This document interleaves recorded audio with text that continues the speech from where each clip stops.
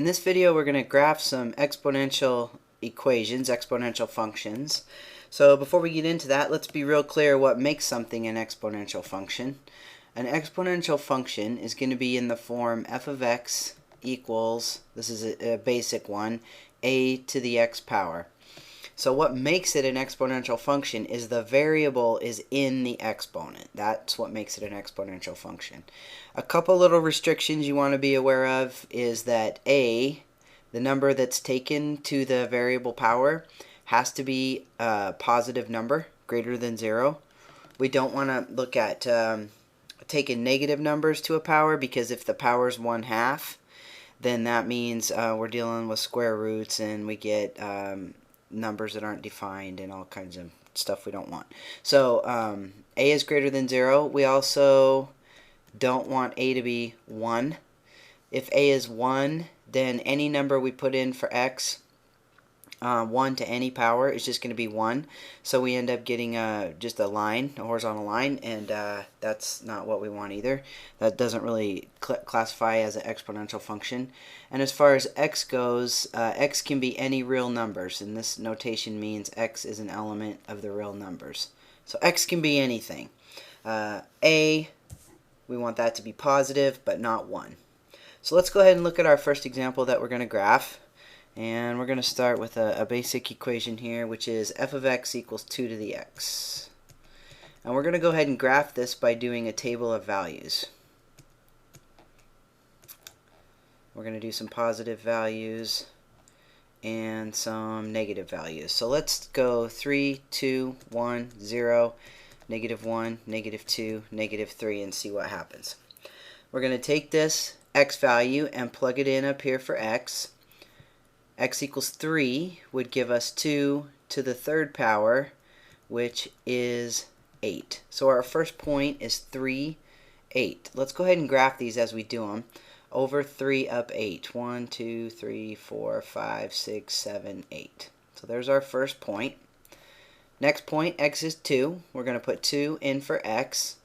2 to the second power, that would be 4. So x is 2, y is 4. 1, 2, 1, 2, 3, 4. Next point, x is 1. 2 to the first power, obviously that's 2. For this point then, x is 1, y is 2. We're going to go over 1 up 2, make a point. Starting to see a little bit of a pattern here. Notice these are not in a line. Next one, 0, 2 to the 0 power. Anything to the 0 power, these are supposed to be little arrows here, is 1. That gives us the point 0, 1 on our graph. Starting to curve now. See that? Starting to curve. Let's see what happens. -1. Now this is where we need to be good at our rules of exponents. 2 to the -1. What does that mean? Just a little review. Negative exponents do not mean negative numbers. Negative exponents mean reciprocal. So this is basically the reciprocal of 2 to the first, or 1 over 2 to the first, which is 1/2. Okay, that gives us the point -1, 1/2. So we got to go over 1, -1, up 1/2. We're just going to kind of estimate that right there.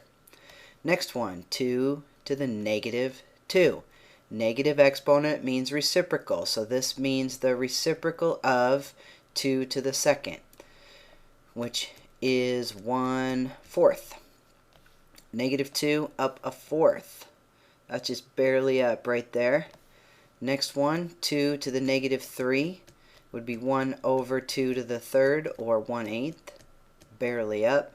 -3, 1/8. Now it's not touching the line, but it's getting really super close to the x-axis here. And hopefully you see, if we keep going, if we did -4, it would be 1 over 2 to the fourth, or 1/16, which is just going to be even closer to the line, but still not touching it. And then it'd be 1/32 and 1/64 and 1 over 1/28. It's going to get teeny, teeny, tiny, but it's never, ever going to touch that x-axis. So let's see, we could draw it like this. And by the way, if we did 4, x is 4, that would give us 16, which is off my chart here. So it really shoots up, and then it comes down. Try to draw this as best I can and get all these points and not touch the, it looks like all right, it's going to look something like that. All right, that is the graph of f of x equals 2 to the x power. Or just for fun, let's talk about the domain and range. You know, I wasn't going to do that, but what the heck. It's always fun to talk about domain and range. Especially when you have the graph, it makes it a little bit easier. So the domain, all the x values here, how far to the right does it go? How far to the left does it go? It goes forever in both directions. So the domain is all real numbers. You could write that in interval notation like this, or just all real numbers. The range is the y values. How far up and down does it go? Well, this is where we have a little restriction here because it's not going to get any lower than 0. As a matter of fact, it's never going to touch 0. It's always going to be approaching 0 but never touch it. So we would want to say that in interval notation with a parenthesis, 0 all the way up to infinity. My infinities kind of look like 8, so I should draw them a little more like that. There we go. So that would be your range. Another way to say the range would be y is greater than 0, or set of all y such that y is greater than 0. Some people use the 2 dots for such that, something like that. Okay, so there's your domain and range. There's our first example of an exponential equation. All right, let's see if we can do another one here real quick. Let's get rid of all this. And let's do f of x equals 1/2 to the x. Now, if you want to try to do this one on your own, maybe pause it and then try to fill in this chart all on your own. Let's do the same numbers. Let's do 3, 2, 1, 0, -1, -2, -3. Pause it, do it on your own, and then check it. That's a great way to practice math. Alright, so here we go. Let's go through this. We got 1/2 to the 3rd power, which is 1/8. 1/2 to the 2nd power, which is 1/4. I didn't leave myself enough room here, did I? 1/2 to the 1st power, which is 1/2. 1/2 to the 0 power, which is 1. 1/2 to the -1. Okay, remember this means reciprocal. So I'm going to flip the 1/2. That turns it into a 2. And then take it to the 1st power, which is just 2. 1/2 to the -2. So the negative tells me to flip it. The 2 tells me to square it. Flip it and square it. Flip it is 2. Square it is 4.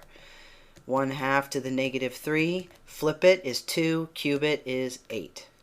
So these numbers look really familiar, don't they? They should, because they're the same numbers we got last time, except they are paired up with different values of x.